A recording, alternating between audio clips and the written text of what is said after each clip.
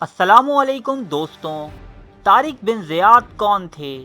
یہ ہمیں ہمارے استادوں نے تیسری جماعت میں پڑھا دیا تھا۔ جو لوگ نہیں جانتے ان کے لیے عرض ہے۔ یہ بنو امیہ کا دور تھا۔ مروان بن عبد الملک مسلمانوں کے خلیفہ تھے۔ دمشق اسلامی ریاست کا دارالحکومت تھا۔ موسیٰ بن نصیر افریقہ کے والی تھے۔ طارق بن زیاد آپ کے ایک خادم کے بیٹے تھے۔ والد کی شہادت کے بعد یہ لڑکا موسیٰ بن نصیر کی سرپرستی میں آ گیا۔ وہ ایک پیدائشی جرنیل تھے۔ سپاہگری ان کے خون میں شامل تھی۔ وہ تلوار کے ساتھ اس طرح کھیلتے تھے جس طرح پرندے ہواؤں سے کھیلتے ہیں۔ وہ بلا کے ذہین بھی تھے۔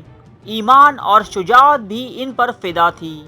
وہ جوان ہوئے تو موسیٰ بن نصیر نے انہیں طنجہ کا گورنر بنا دیا۔ یہ شہر آج کل مراکش کا حصہ ہے۔ سمندر کے پانی اسپین اور طنجہ کو ایک دوسرے سے جدا کرتے ہیں۔ دونوں ملکوں میں 14 کلومیٹر کا فاصلہ ہے۔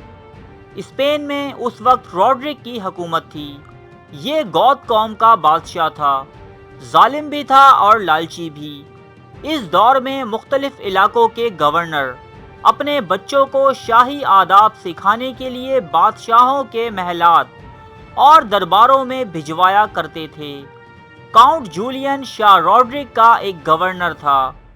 اس کی بیٹی فلورینڈا دربار سے وابستہ تھی۔ وہ بے انتہا خوبصورت تھی۔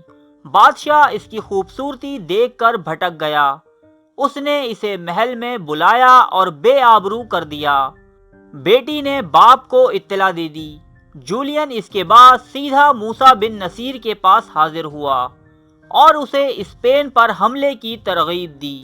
موسیٰ بن نصیر یورپ کے ساتھ چھیڑ چھاڑ نہیں کرنا چاہتا تھا، لیکن جولین کی ترغیبات بھی تگڑی تھیں اور اس کی کہانی بھی افسوسناک۔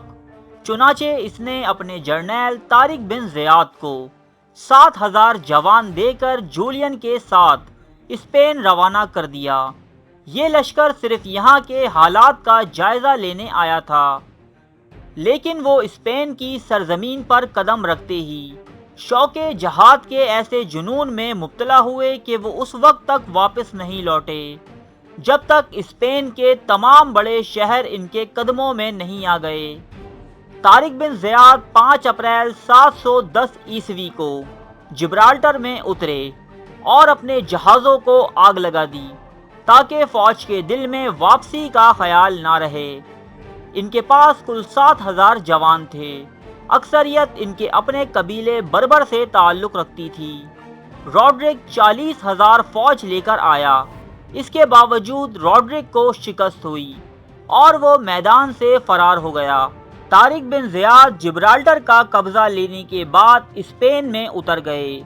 19 جولائی 711 عیسوی کو وادی لقا میں بہت بڑا معرکہ ہوا۔ روڈرک یہ جنگ بھی ہار گیا اور یوں اندلس پر عملاً مسلمانوں کا قبضہ ہو گیا۔ اسلامی لشکر نے اس کے بعد تلیتا پر بھی قبضہ کر لیا۔ یہ شہر آج بھی قائم ہے اور ٹولیڈو کہلاتا ہے۔ طارق بن زیاد کی فتوحات کی خبریں جب افریقہ پہنچیں تو موسیٰ بن نصیر نے سلطنت اپنے بیٹے عبداللہ بن موسیٰ کے حوالے کی اور 18,000 جوان لے کر خود بھی اسپین پہنچ گئے۔ موسیٰ اسلامی لشکر کو قرطبہ تک لے گئے۔ بعد ازاں جنوبی فرانس تک کا علاقہ فتح کر لیا گیا۔ اس فتح کے سبب بے تحاشا مال غنیمت مسلمانوں کے ہاتھ لگا۔ خلیفہ مروان بن عبد الملک کو جب یہ اطلاعات پہنچیں تو آپ نے طارق بن زیاد اور موسیٰ بن نصیر کو دمشق طلب کر لیا۔ موسیٰ نے قرطبہ کا چارج اپنے بیٹے عبداللہ کے حوالے کیا اور طارق کو لے کر دمشق کے لیے روانہ ہوئے۔ یہ قافلہ ابھی راستے میں ہی تھا کہ خلیفہ وقت کی طبیعت نہایت ناساز ہو گئی۔ مروان بن عبد الملک کے بھائی سلیمان بن عبد الملک نے اس قافلے کو ایک خط لکھا کہ اپنی رفتار سفر کو سست کر دو تاکہ یہ مال غنیمت سے لدا قافلہ میرے دور حکومت میں موصول ہو، جبکہ یہ دونوں حضرات معمول کے مطابق سفر کرتے رہے۔ جب یہ قافلہ دمشق میں داخل ہوا تو خلیفہ مروان بن عبد الملک زندہ تھے۔ انہوں نے موسیٰ بن نصیر کو 50,000 اشرفیاں اور 3 خلعتیں انعام میں دیں، لیکن جلد ہی خلیفہ مروان بن عبد الملک انتقال کر گئے۔ ان کے بعد ان کے بھائی سلیمان بن عبد الملک کا دور شروع ہوا۔ اس وقت مسلمان پوری دنیا کی فتوحات میں مصروف تھے۔ محمد بن قاسم سندھ فتح کر چکے تھے۔ قتیبہ بن مسلم وسطی ایشیا فتح کرنے کے بعد چین پر حملے کا منصوبہ بنا رہے تھے، جبکہ طارق بن زیاد یورپ میں فتوحات کے جھنڈے گاڑ چکے تھے۔ سلیمان بن عبد الملک نے منصب خلافت پر فائز ہوتے ہی ان تمام سپہ سالار اسلام کو اپنے آتاب کا نشانہ بنایا۔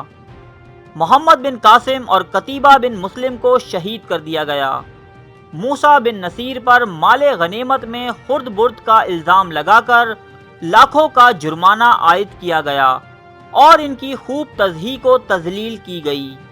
آپ کو زنجیروں میں جکڑ کر کئی گھنٹے دھوپ میں کھڑا رکھا جاتا۔ انتہا یہ کہ آپ کے جواں سال بیٹے کو قتل کر کے ان کا سر آپ کی گود میں ڈال دیا گیا۔ کچھ ہی دن بعد خلیفہ سلیمان بن عبد الملک کی قید میں آپ کی وفات ہوئی۔ موسیٰ بن نصیر جو کہ فاتح اسپین طارق بن زیاد کے سرپرست تھے، آپ کی وفات کے بعد طارق بن زیاد پر مختلف پابندیاں عائد کر کے انہیں بھی معزول کر دیا گیا۔ یوں اس عظیم فاتح کی باقی ماندہ زندگی گمنامی کی ایک دبیس تہ میں جا چھپی۔ تاریخ طارق بن زیاد کے آخری ایام کے متعلق بالکل خاموش ہے۔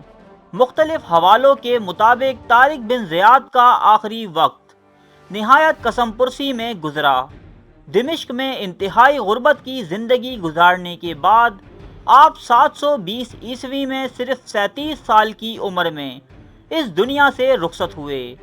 تاریخ اس المیے کی گواہ ہے کہ مسلمانوں کو آج تک جتنا نقصان مسلمانوں نے پہنچایا، اتنا نقصان کوئی دوسرا نہیں پہنچا سکا۔ طارق بن زیاد اور موسیٰ بن نصیر اس حقیقت کی بہت بڑی مثال ہیں۔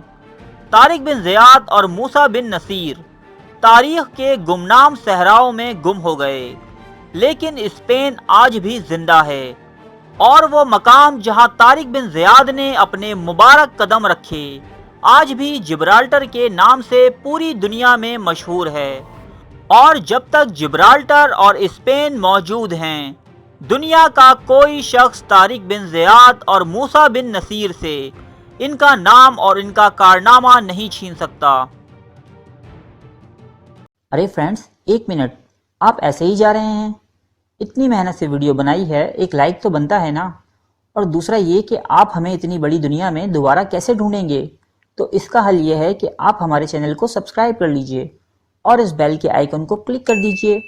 اس طرح ہمارے آنے والی تمام ویڈیوز آپ تک پہنچتی رہیں گی۔ ارے ڈریے مت، یہ بالکل فری ہے۔